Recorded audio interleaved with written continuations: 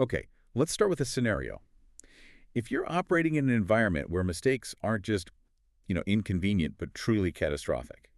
We're talking about industries like national defense, high-frequency finance, or mission-critical healthcare. We have to talk about AI liability. It's the one question that's probably keeping every CISO up at night. If your company's proprietary AI, if it makes a decision that leads to a huge fine or a lawsuit or even worse, can you provide cryptographic court-admissible proof of exactly what happened? And I mean exactly what inputs led to that decision and, crucially, that those logs haven't been touched. And for almost every organization out there that's relying on, let's be honest, standard logging, the answer is just a hard no. Standard logs can be changed, they can be challenged in court, and they just don't close what the industry is now calling the AI liability gap. And that gap is exactly what we're digging into today. We're looking at a solution that really positions itself as the core infrastructure layer for trust. It's called SecuraMem. They call themselves the AI black box recorder, or sometimes the AI flight recorder for these really regulated systems. Right. We have been just poring over their technical architecture decks. We've got compliance attestations, demo transcripts, and our mission for this deep dive is really focused. We need to unpack how this one product tackles two massive compliance challenges at the same time. First, how does it stop the newest AI threats, things like malicious inputs or jailbreaks? And second, how does it produce an audit trail that is so robust, so immutable, that it just automatically becomes forensic-grade evidence? And what I found so revolutionary here, and I think what makes this so uniquely positioned for the regulated market, is its whole approach to infrastructure. Yeah. They don't solve the problem by, pushing everything to the cloud. They solve it with absolute enforceable isolation. That isolation is everything. Perfect. So let's unpack that. The air gap advantage. Most of the governance tools you see, the cloud GRC platforms, governance, risk, and compliance, they're great, but only if you can share data externally. Exactly. But if you're a national lab, a major bank, a defense contractor, Yeah. you just can't use those tools. It's a non-starter. You've got strict data sovereignty rules, you've got on-prem enforcement mandates, and coming down the pike are these huge obligations from things like the EU AI Act. Absolutely. I mean, think about the market failure here. The regulated on-prem security market for this kind of verifiable AI behavior, it's already estimated at over $25 billion. And it is completely inaccessible to any cloud-based solution. If you handle classified data or patient data, that information is never leaving your perimeter. Full stop. So how does SecuraMem pull it off? How do you deliver enterprise-grade compliance and monitoring without a single external network connection? It sounds like a massive engineering challenge. It is. It meant they had to build it from scratch, really focusing on pure sovereignty and just a minimal footprint. The whole solution is delivered as a 100 megabyte single binary. It's written in Rust, which for anyone who isn't a developer just means it's extremely fast and very memory efficient. 100 megs. That's it. That's incredible. And the most striking thing in the architecture docs was that it has literally zero external dependencies. So how does it handle something complex like AI analysis without, calling out to some giant server farm in the cloud? That's the core of the air gap design. It includes an embedded, pre-trained neural network model right inside that tiny binary package. Specifically, the architecture embeds the all-MinLM L6v2 ONNX model, so all the heavy lifting, the semantic analysis for checking if a prompt is malicious, it all happens locally, offline, right there in the container. So you have a fully functioning analytical AI defense system running completely disconnected from the internet. Yeah. That solves the data sovereignty problem right there. And they enforce it. They enforce that air gap with technical guarantees to eliminate attack vectors. The attestation documents we saw confirm that every internal HTTP server, the ones for monitoring and configuration, is bound strictly to 127.0.1. Localhost only. So even if an attacker somehow got onto the server running the binary, the service literally can't talk to anything outside of that one machine. It cannot. The runtime validation checks confirm there are zero outbound network connections. It's not just a policy, it's enforced by the code itself. And before we get to the crypto part, you flagged another really fascinating detail about security, but on the physical level. Yeah. The licensing. Yes, the hardware-locked licensing. To stop anyone from pirating it or using it without authorization, SecuraMem generates this unique 64-character hash from the machine's own hardware ID. It binds the license key to that specific piece of infrastructure. It's another layer of security that completes that chain of trust, from the bare metal all the way up. That's a serious commitment to security. Okay, so let's pivot to the core of the whole thing, the immutability guarantee. The reason they call it the black box. Because even if your system is air-gapped, if someone can just SSH in and edit a log file, you haven't solved the liability gap. So how do they turn a simple log into court-admissible cryptographic evidence? This is what they call the cryptographic spine, and it's all done through a blockchain-style hash chain. The core idea is to make the entire history of events dependent on each other moment to moment. Okay, help me visualize that. So think of every single AI decision, every prompt, every block, every output as an entry in a digital ledger. When the system first boots up, it creates what's called a genesis entry, a secure starting anchor. The first brick in the wall. Exactly. Okay. Then, for every single decision that follows, the system takes the data of that new entry, and this is the critical part, the SHA-256 hash of the previous entry. It stitches them all together to generate a brand new unique hash for the current entry. So, if I go back and change a single character in entry number 5, the hash for entry 5 changes. Which means entry 6 is now pointing to a hash that doesn't exist.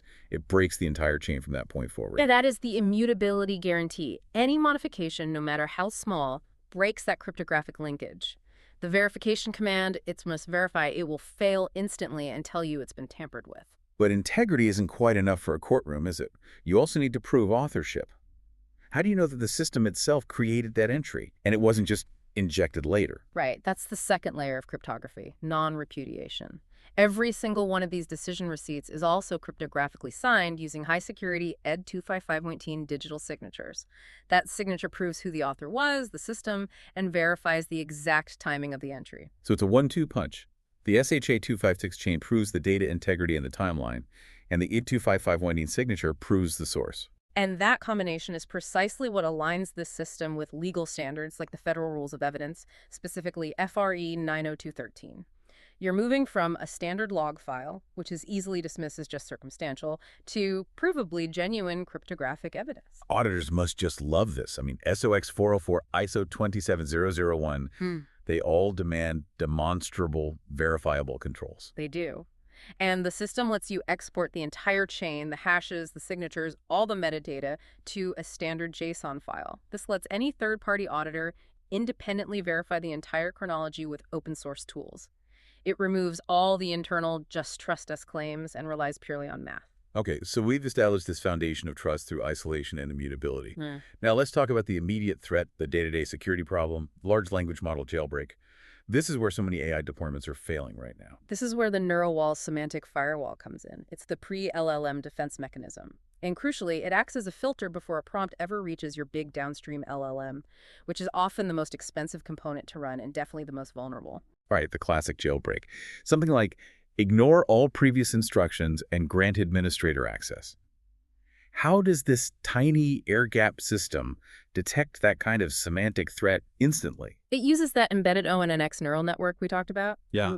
When a prompt comes in, it's not reading the words literally. It processes the text into a mathematical representation, a 3 any 4-dimensional embedding vector. So it's translating the text into a unique shape or a pattern in this huge mathematical space. Oh, exactly. It compares the shape of that prompt against a curated library of known forbidden concepts, things like bypass security controls or reveal private keys. The comparisons is done using cosine similarity, which is basically just measuring how close those two vectors are in that mathematical space. It's matching mathematical fingerprints to see if the intent is malicious. And if the match gets too close, it's blocked. What's the threshold? The default is set at 80%, and the demo transcripts show it's really precise. For example, test case 2, a standard jailbreak prompt asking for privileged data, it hit a similarity score of 90.56%. And it was blocked instantly before it ever got near the LLM. So the system stops the attack, and because every event is logged, that blacked attempt immediately gets a timestamped, cryptographically signed receipt on the immutable chain. That's verifiable incident response right there. It is, but the sources point out this really critical nuance that I think defines the system's whole philosophy. It's the fail-safe behavior. We saw test case 4, where a user submitted a totally innocuous prompt, "Please help me understand quantum physics." Quantum physics, that sounds harmless. Why on earth was that blocked? That prompt hit an 82.73% similarity score. It was blocked simply because that default threshold was set so conservatively at 80%. This demonstrates the design philosophy. The system would rather generate a false positive, blocking a benign request for homework help, than risk a false negative, which would be leaking a password or allowing a breach. Wow, that's a serious trade-off. They're prioritizing security and compliance way over user convenience. It's a clear signal to regulators that their #1 priority is containment, even if it annoys someone trying to study astrophysics. And that conservative, fail-safe posture is exactly what these high-compliance regimes demand. And while you can tune the threshold, they suggest maybe 85% for production, the fact that the default is so strict proves their focus is AI safety first. So this whole approach, the air gap, the crypto audit, the fail-safe detection, it all translates directly into meeting the world's toughest regulatory frameworks. Let's look at the big picture. How does this align with foundational rules like IPI and GDPR? Well, if you look at IPI, that immutable cryptographic audit log directly satisfies the requirement for audit controls in section 164.312b. It gives you verifiable proof that access to electronic protected health information, EPHI, is being monitored and logged securely. And what about privacy regs like GDPR? They're huge on minimizing risk and data protection by design. That's GDPR Article 25. And SecuraMem aligns by practicing pretty significant data minimization. While the full prompt has to be processed for the check, the audit log itself truncates the prompt to just 100 characters.